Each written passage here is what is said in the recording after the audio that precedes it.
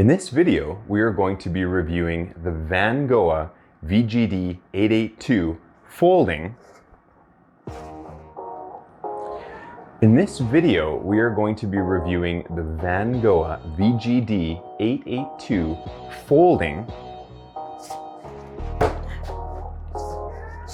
folding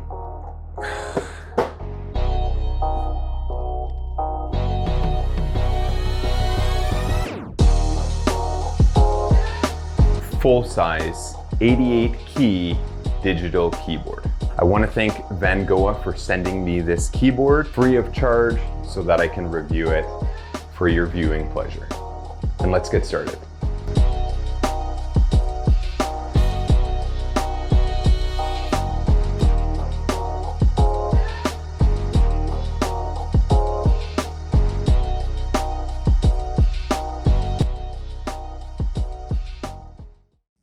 Vangoa sent me this digital keyboard, this folding 88-key piano. Came in an Amazon box, slightly larger than this one. This is the box that I found inside. Upon opening it, let's see what we have in here. Comes with a handy music stand. There's a bag full of treats. We'll take a look at that in a moment. This one comes with a carrying case. Now there's no shoulder strap on this one, it seems. So this is just going to be a handheld carrying case. Now for the keyboard. Okay, so it's nice and securely packaged. We've got our foam ends. Make sure there's no damage. Comes in a plastic bag just to make sure it doesn't get dirty. Ooh. Oh, and there we have it. Beautiful, clean white. We've got bright white keys that contrast the actual body of this keyboard. There are two speakers, one on either end. It looks a lot similar to the Finger Dance folding piano. We'll have to do a comparison of those two keyboards in another video. Overall, fairly sturdy, solid. So this keyboard weighs 9 pounds, about 4.5 kilograms. It's a very clean, elegant look here, minimalistic, not too many buttons. We've got our ports on the back. They're all 3.5 millimeter jacks. A nice, elegant, and simple logo. Now when we open this up, we'll see there's a big clip on the back side of this keyboard. And as we pull it back, there's a button here that snaps into place. And now we have one solid piece. And to fold this back, we press that button and then we can fold this keyboard all the way back. There's some cables in the middle of the keyboard there that are protected with strong, looks like vinyl fibers. When we open this up to its full length, we are sitting around 48 inches, which is about 122 centimeters. The width of this keyboard from front to back is around 8.5 inches, or just under 22 centimeters. The height of this keyboard from the very bottom to the top is 2.25 inches, or just under 6 centimeters. The battery on this keyboard is supposed to last 12 hours of playing, with just 4 hours of charging time. The keys are velocity sensitive, so the faster and harder you play the keys, the louder the tone that will come out. The keys have a finish that replicates that of ivory, so it has a little bit of a texture to it. Now it is synthetic, these are plastic keys, so they're still quite slippery, and that ivory-like feel will help add a little bit of grip. With regards to the functionality, we have 128 tones, 128 rhythms, and 20 different demo tunes to choose from. If we take a look at this baggie of goodies, inside we find our manual. There's a USB to USB-C cable. This is for charging and connecting to other devices like our computer. We have a power adapter, a wall plug, so that we can plug in our USB cord and charge the piano. And lastly, we have our pedal. Now, there's only one pedal port on this keyboard, so this is going to be utilized as a damper pedal.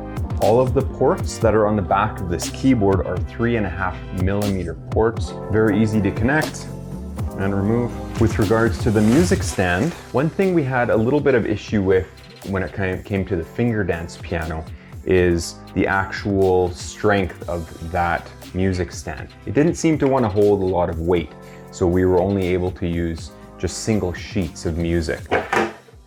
And it looks like we're going to have the same issue with this keyboard as well. To fold the keyboard, we press the button.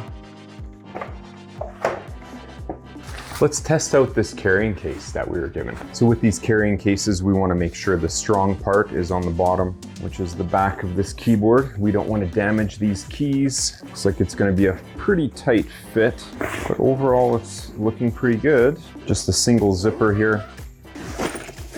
And there you have it. I'm going to be making use of my heavy-duty Z-style keyboard stand. Now this one I purchased on Amazon, and I did leave a review, so I'll leave the link below so that you can take a look at that. This has been a gem of a stand. I love how sturdy it is. There's no wobble at all. So we take our keyboard, our Vangoa VGD882, snap it together. As you can see, this one doesn't have clips in the front to really secure it, and it actually doesn't need to. We place this on a stand like so. Bluetooth mode. So to power it up, you have to hold that power button for a good second or two. See if this is sturdy enough. Now, I don't know how comfortable I feel playing with the bottom open like this, but I'll just make sure that I don't play anything too powerful here.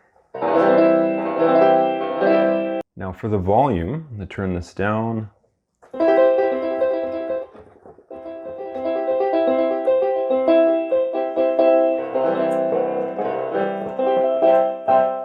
Now when I play the keys, I'm getting each of the keys lit up. Now on a sunny day like this, it doesn't show very clearly, but I can see that every single key I'm playing, I'm getting a red illuminated light.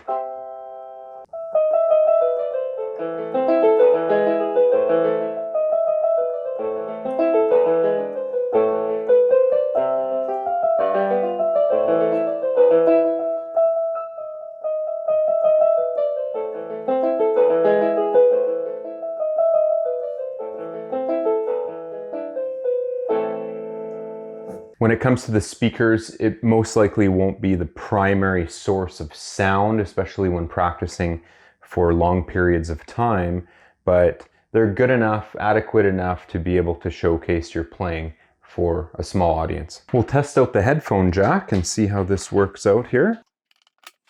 I've got my 3.5mm jack AKG headphones.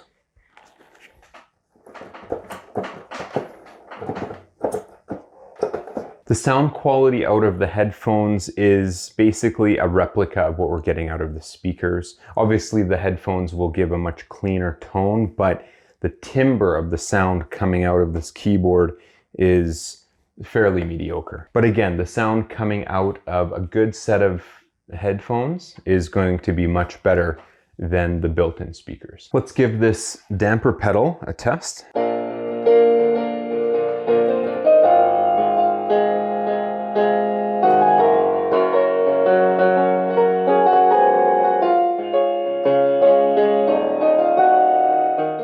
Let's try some of these 128 tones here.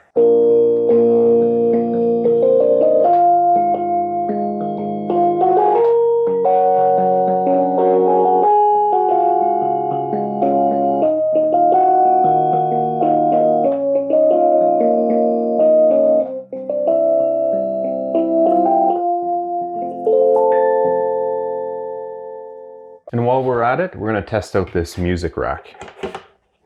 Yeah, so far so good.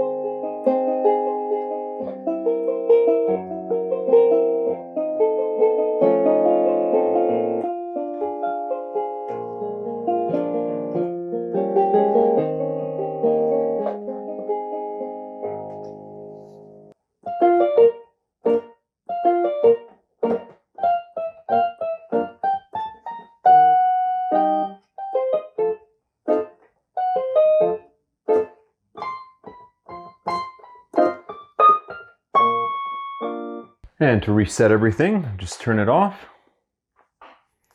1, 2. Bluetooth mode.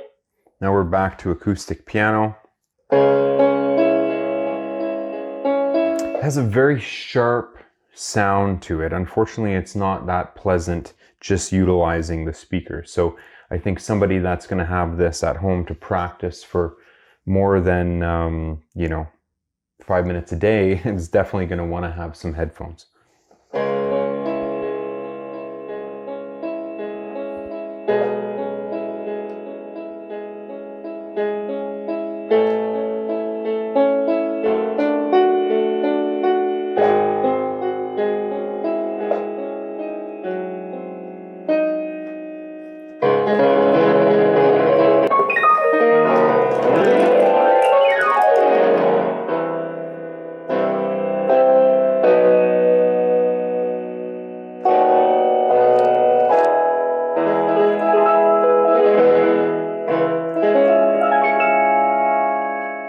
So overall, I think the Vangoa VGD882 is a good beginner piano for the price. It's very difficult to get an entry-level keyboard for really under $500 American. Anything under that, you're definitely compromising on some sound quality and the feel and the touch. But something like this would definitely hold up for a beginner that wants to eventually take their playing a lot further. And for parents who don't want to invest too much money right off the get-go, this is a great way to start for their children. And if for some reason your child doesn't want to continue playing, then you could easily resell something like this. Feel of the keys on this piano is actually quite nice. There is a little bit of resistance. It does feel a little bit springy, but at the same time, for a small, compact keyboard of this size, there's going to have to be some compromise when it comes to the feel. Now, is this something that I would practice regularly on myself? I would say I would prefer a keyboard that's a lot more solid and that has more touch sensitivity, but for the price, this is about a quarter of the price of like an entry-level, high-end quality keyboard. Again, very cost-effective keyboard, a great entry-level piano for somebody that is not 100% sure how far they're going to take their playing, but it gives them the satisfaction of velocity-sensitive keys, being able to adjust and control the volume at which they're playing, and also have a little fun with all the different features and functions. This keyboard has Bluetooth functionality and is able to be connected to a mobile device or a tablet, and we can tap into some of the apps that are available for teaching and learning how to read sheet music. To get your own full-size 88-key Vangoa VGD882 keyboard, please see the description below, and thank you so much for watching.